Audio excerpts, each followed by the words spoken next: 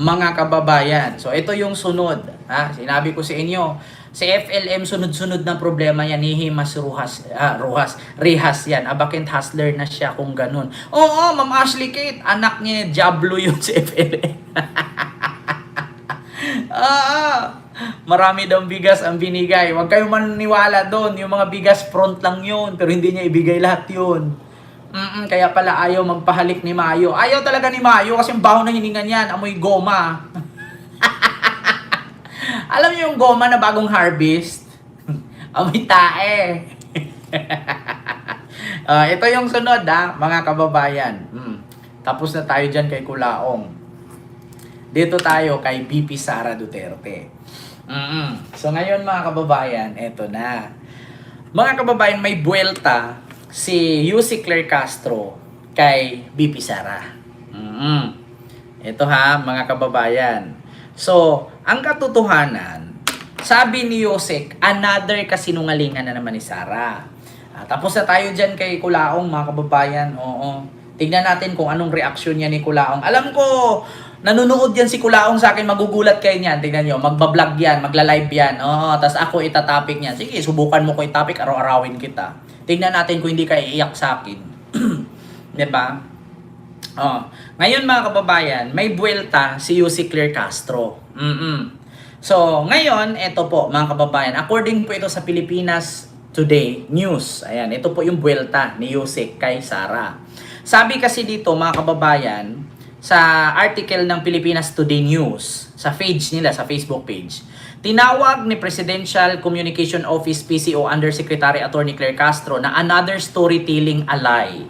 Ang pahayag ni Vice President Sara Duterte na hindi niya kinakausap ang mga senador dahil tuwing kakausapin niya ang mga ito ay binabanatan umano sila ng administrasyon. Naniwala po ba kayo mga kababayan na hindi nakakausap ni Sara itong mga senador?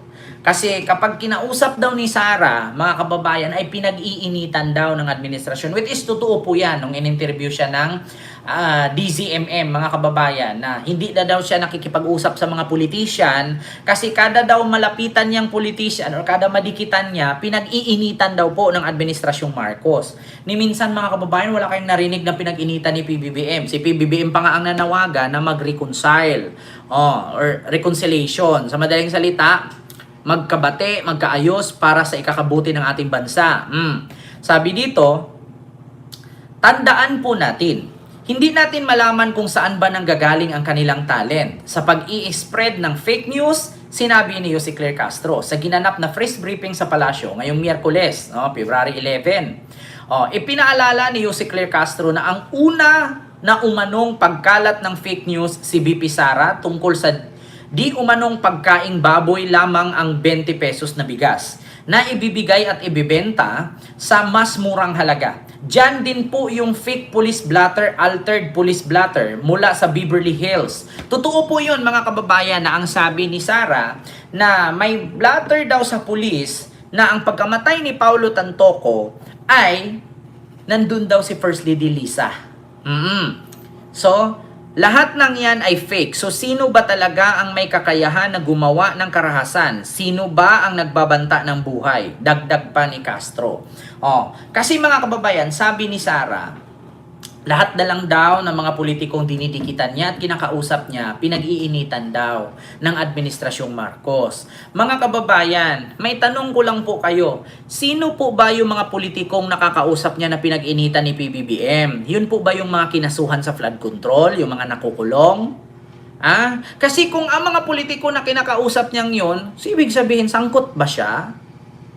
Kasi lahat lang naman ang nakukulong at nakakasuhan, yun lang namang mga sangkot sa pagnanakaw So sa madaling salita, yung mga kinakausap niya, mga magnanakaw. Sino ba yung pinag-initan? Sino ba? Si Bong Revilla? So ibig sabihin, nakausap ba niya? Kasi ang kaso ni Bong Revilla ngayon, galing yan sa Marcos administration dahil sangkot sa flood control. So ibig sabihin, nakausap ba niya si Bong Revilla? Pangalawa, si Joel Villanueva. So, ibig sabihin, nakausap ba niya si Joel? Kasi kinakasuhan yan Diba? Under investigation sila ngayon. Sino pa? Si Jinggoy Estrada. So, ibig sabihin, kinakausap ba niya? Si Chis Escudero. Ibig sabihin, kinausap niya rin ba? Oh, alam niyo mga kababayan, ang isda po, pag namingwit ka, sa bunganga po nahuhuli, hindi po sa buntot.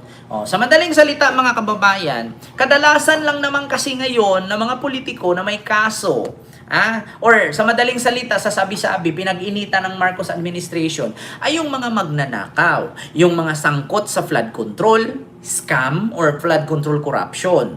So, sa madaling salita, dito sa sinasabi ni Sara, ito na, basahin natin mga kababayan. Ito, statement niya. Hindi ko na nga kinausap yung mga senators. Kapag merong kumausap sa akin, binabanatan ng administrasyon. Sabi naman ni Yusek, it's another storytelling a lie. So ngayon mga kababayan, binabanatan ng administrasyon. Sino po ba ang binabanatan ng administrasyon ngayon? So anong klaseng banat ba yan? Yung ipinakulong, kinakasuhan? Sino ba yung mga senador na binabanatan ng administrasyon? Sino po ba? Ang pagkakaalam ko lang naman, si Aimee lang naman yung bira ng bira sa administrasyon. Minsan wala naman kayo narinig na binira ng Marcos administration ng mga senador. Sino po ba? Mga kababayan, mag-comment kayo. Sino po bang senador na binira ng Marcos administration, binanatan? Sino po ba pinag-initan? Si Marcoleta, yun ba, pinag-initan? Hindi naman Marcos administration ang nag-init kay Marcoleta. Si Marcoleta ang pinag-initan ng tao dahil sa kanyang statement na i-give up. I-give up ang Kalayaan Group of Islands para sa China.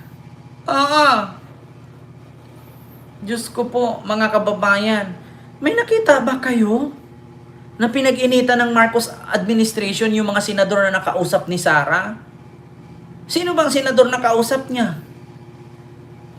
Si Aimee? Minsan hindi binira si Aimee. Si Aimee ang bumira. Sino pa? Si Aimee lang naman ang nakasama at nakausap niya. Binira sino pa? Mga kababayan, magbigay kayo ng isa. O diba, napakasinungaling nyo? Magbigay ka ng isa. Vice President Sara, na meron kang kinausap na senador na pinag-initan ng Marcos administration. Kasi sa pagkakaalam ko, ang Marcos administration ay nagalit sa statement ni Aimee na ang sabi ni Aimee, adik si BBM, si Lisa at yung mga anak. Inalok pa nga daw yung anak niya ni Sandro ng droga. So may tanong ko lang, sinong senador na pinag-initan ng Marcos administration? Sinong senador na nakausap mo? Ito lang mga kababayan. yung mga kasabihan ni Sara, halatang sinungaling po. Bakit? Ganito po. Imposible na hindi sila nag-uusap. Anong kwenta ng cellphone niya? Ma'am Remy Cudo, hello po. Ayan, nandyan si Ma'am Remy Cudo. Kilala yan si FLM. Imposible naman na wala kayong group chat. Imposible naman na hindi mo sila nami-message. 'Di ba? Siguro sa personal na magkikita-kita kayo, hindi nyo pwedeng ipakita. Pero sa Facebook, meron naman kayong Facebook, meron kayong Instagram, meron kayong Twitter, meron kayong number, meron kayong cellphone. Napaka-imposible, hindi mo pinag-uusap yan, busy sa BP Sara Duterte. Napaka-sinungaling mo. So, ibig sabihin, wala kang cellphone? Kasi sabi mo, hindi mo pinagkakausap, tigil-tigilan mo kami. Huwag na tayong maging tanga, oy. Di ba? Sabi ni Orlando Flores, that's right. Ano daw? Ganon talaga, boss. Panapanahon lang. No comment kami, boss. Panapanahon lang na alin? Porkit nasa power si PBBM ay ganon? Group chat yan nag-uusap, kaya nga kukuhaan niya ng abogado si Bato. Di ba? Kita ninyo? Imposible na sasabihin hindi nag-uusap. Tigil-tigilan nyo nga kami. Hindi nag-uusap, sure. Halos lahat nga ng statement na mga against kay BBM, halos pari-pareho kayo. Anong sabi mo? Huwag kang mag-alala, ma'am. Pag ako pinatay, may nakausap na ako. Pag ako pinatay, patay niya si Bongbong, si Lisa, si Martin. Pagdating naman kay Leandro Libeste, pag ako pinatay, lahat puro ako pinatay. Hindi na nawawala yan, mga salita na yan. Mga kababayan, halos lahat-lahat ng statement. Pagdating naman kay Martin Romualdez, ganun din. Alam nyo, 2 tao lang ang may hawak ng pondo ng ating bansa. Si Martin Romualdez at si Saldico. Tapos pagdating naman sa kabila, Martin Romualdez na naman. Hindi ba nabago yung inyong mga yung mga script? Kasi nagsasawa na ang taong bayan.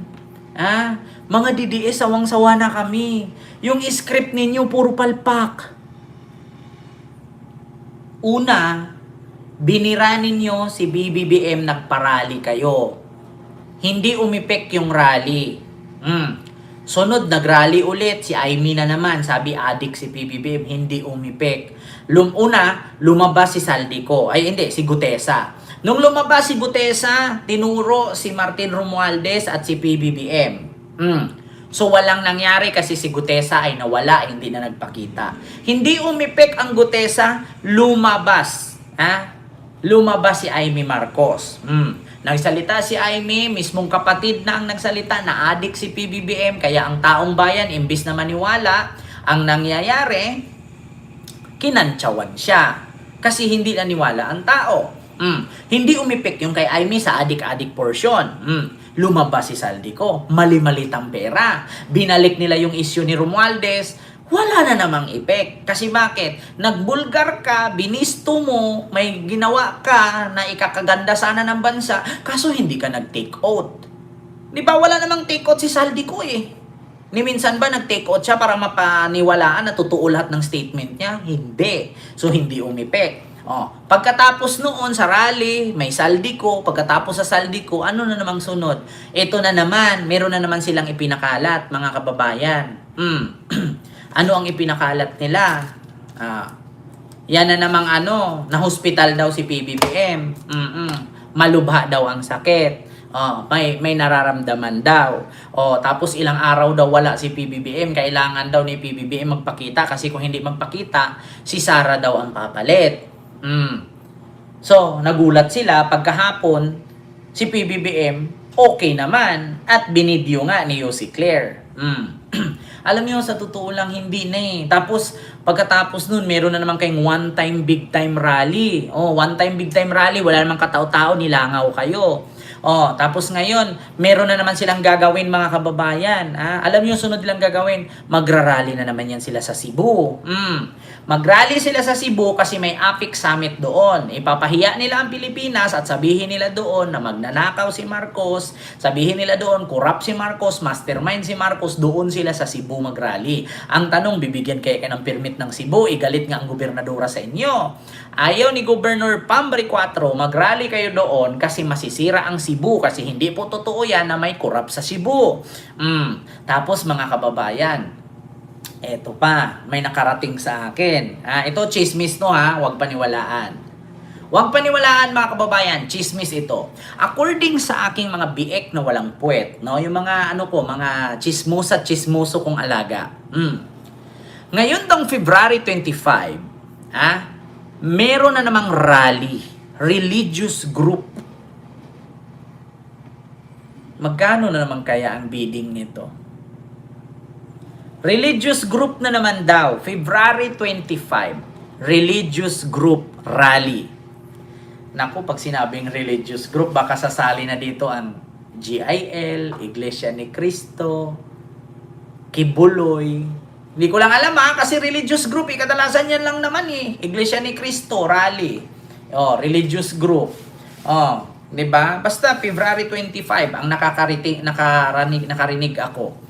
Mga kababayan, ang nakarating sa akin. Pero huwag niyong paniwalaan kasi chismis lang yan. Meron daw gaganaping rally, malawakang rally sa February 25. Diba? Hay nako, napanood mo ba ang anniversary congregation ng PDP Laban? Hindi ko po napanood, Ma'am Adrian, Sir Adrian. Diba? So, yun lang po ang reaksyon ko, mga kababayan. Buwelta ni Yossi Claire.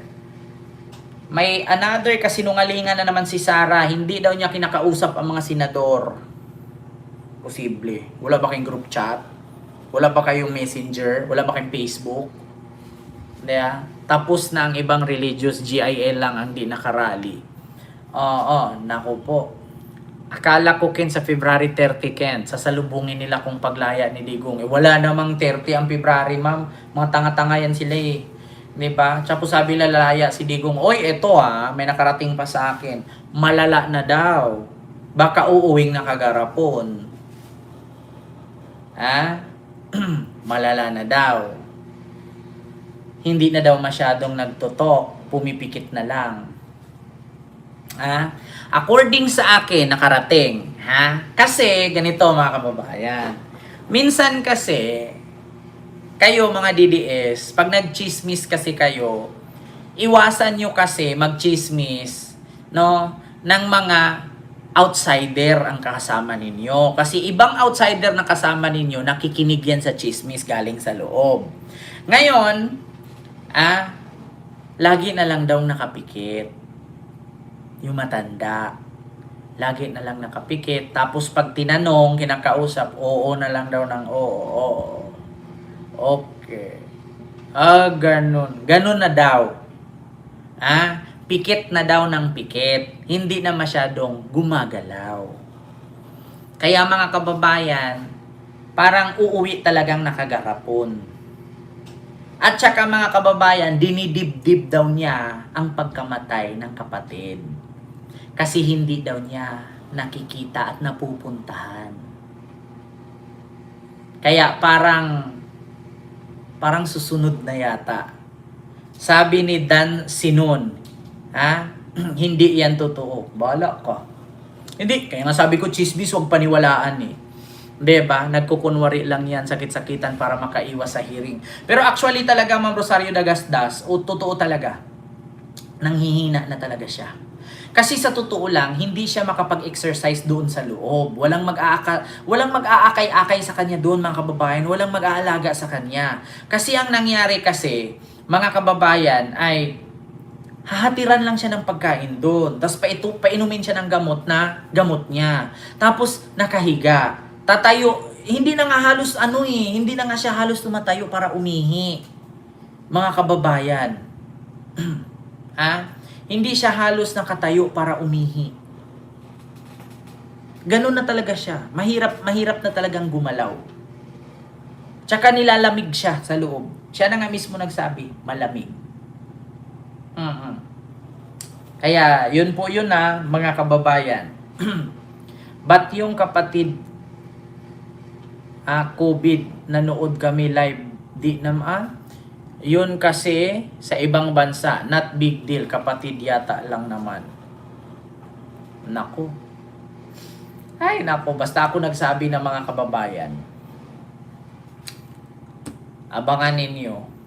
Tigibambam yan. Chugi. Dido, tigibambam. Uuwing karton. Uuwing nakagarapon. Yes, totoo yan. Jastruela. Fentanyl lang ang magpapalakas niyan. Wala na kasing fentanyl. Nako, malapit na mga kababayan. Kaya, ngayon, sa totoo lang, yung kampo ni Lustay, todo kasi magsisinungaling talaga sila, mga kababayan. Tapos, lagi nilang pag 80 years old, mahina yan. Actually, Ma'am Itchim Blue, nanghihina na talaga siya. Kasi sa totoo lang ito, hindi sa sinabi kong nagdadrama siya kasi trial niya. Hindi po. Nanghihina na po talaga. Kasi bakit? Ganito, una, halos 1 taon na siya sa loob. Walang exercise. Sobrang payat na niya. Yung dapat maglakad-lakad siya Yung dapat may kasama siya, akay-akayin siya, nakatungkod-tungkod siya, kausap-kausap niya. Wala siyang kausap sa loob. Nakahilatay lang. Tatayo, tapos matulog, tapos kakain, tapos minsan kumakain 1 beses lang sa araw, hapon na. Kakain lang siya pag binisita siya ng anak.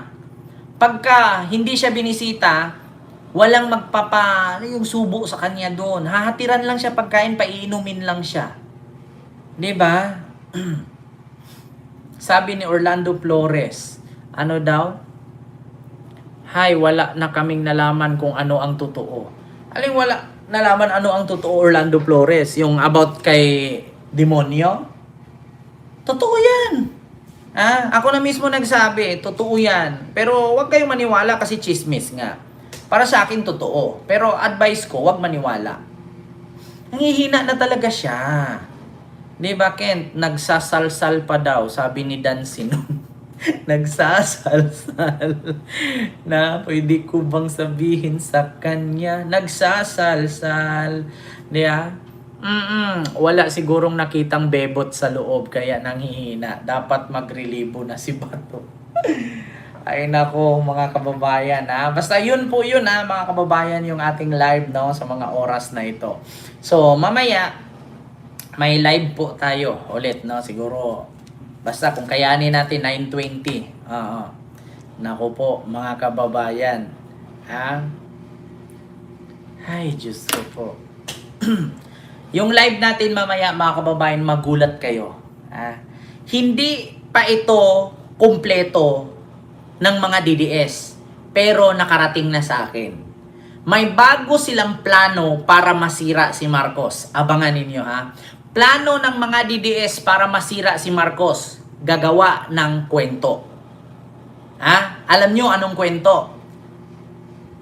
Mamaya pag-usapan natin. Ha? Sa live ko.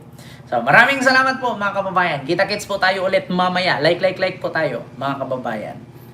May bago silang ipapakalat ngayon mga kababayan. Hindi kasi umipik kay Aimee, hindi umipik yung bidyong kantutan ni Den Chase, may bago.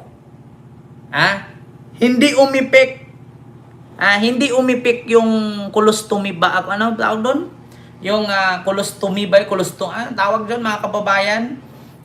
Hindi umipik yung colostomy bag ni Harry Roque. May bago sila ngayon. AI na naman ba? Hindi po, hindi AI. Hindi po AI. Mga kababayan, walang kinalaman ang AI. Mamaya, malalaman ninyo. So yun lang, maraming salamat mga kababayan.